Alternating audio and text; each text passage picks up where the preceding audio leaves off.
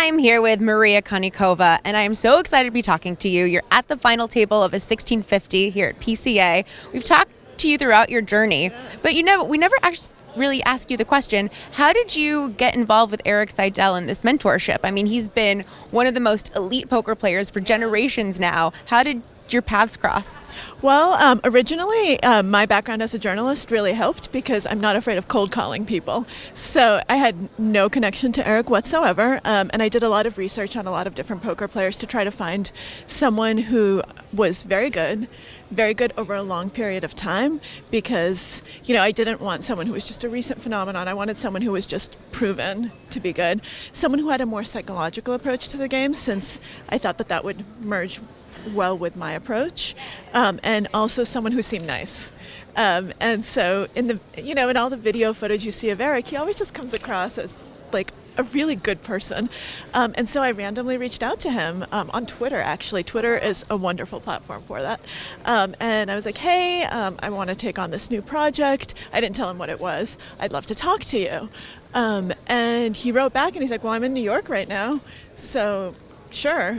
So we ended up getting together for breakfast, and I explained what I was doing. And Erik is an exceptional person because his interests are so wide-ranging, and he's just passionate about life and about everything. So he was really excited about this. He's like, I think it's amazing. I love your background. I think that this could bring a lot of interest to poker. And Erik loves poker. I mean, it's one of his... it is his life's passion. He truly loves it. It's so funny. He's like a little kid, 30 years later, he's still like, oh my God, this is the best thing in the world. Well, still changing and improving his game. Like so many people of his generation just sort of stuck to what they were doing, and his changes all the time. Yeah, so that's how we got together. He agreed to be my coach, and that's exactly right. I think he's still so incredibly good because he keeps learning. He loves, as he calls them, the young kids, or the young geniuses, he likes to call them, and he learns from them. He figures out what they're doing and he studies, and he's been wonderful about teaching me kind of what his strengths are. And then when something is better suited to someone else, he'll say, oh, for this you should talk to Jason Kuhn. He's better at kind of this kind of stuff.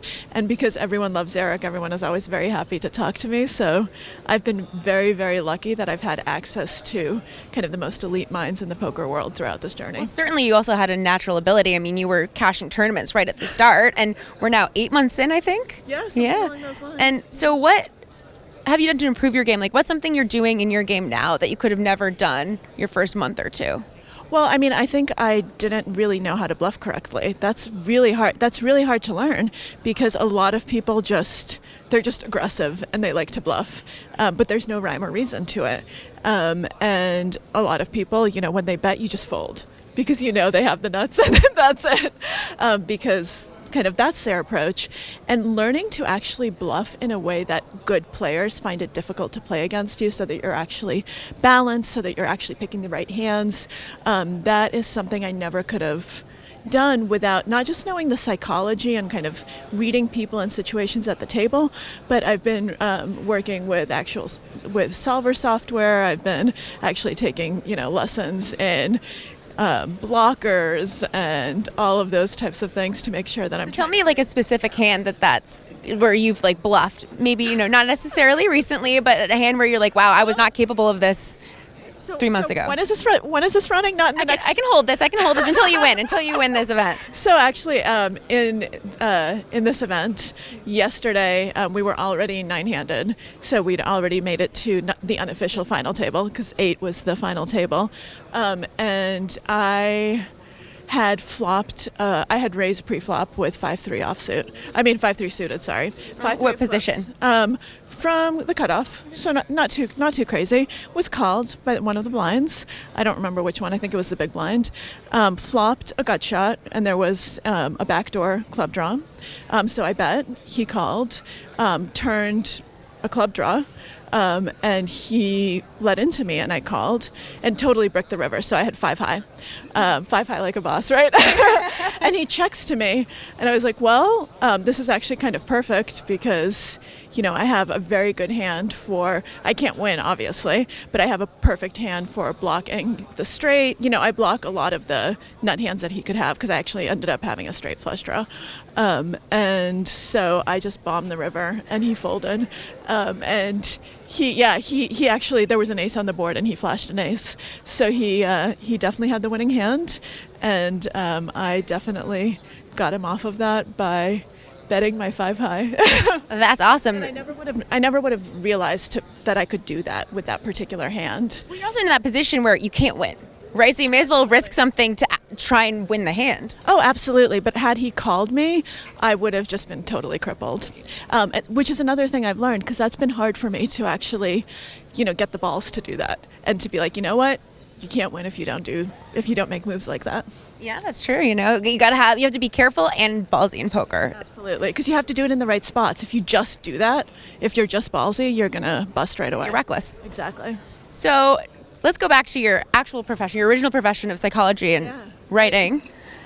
What is your writing schedule like? How do you get the discipline? Do you write every day? Do you set out certain times to write? So usually, yes. Right now, I'm actually just fully immersing myself in the poker world and just playing full time and studying full time. I'm still writing in the sense that I'm taking notes, I'm writing out scenes, I'm kind of every day trying to figure out, what am I learning, what am I doing, trying to keep a journal along the way. But I'm on leave from the New Yorker. I'm not taking on any kind of major writing projects. Poker right now is full time because I really want to get to the best level I can, and I think you have to take it seriously. So how long are you expecting to do this? We are slated so far to go full time at least through the end of the summer, and then we'll see. I love the game. I'm getting better at it, which is good, and so we'll just see what happens. Do you think you'll always be a poker player from now on? I think I'll always play poker, probably not on the same schedule, because right now my schedule is totally crazy. I don't know how these people do it for years and years and years. I'm just traveling all the time. So I don't want to do that, but I can definitely see myself, traveling to the events I really want to go to every year. Right. Well, EPT has some beautiful events, Monte Carlo, Bahamas. It's not hard to travel here. Absolutely. I'm excited about that. All right. Well, it was so nice speaking to you. Good luck, and we'll keep you posted on if she takes it down in a few hours.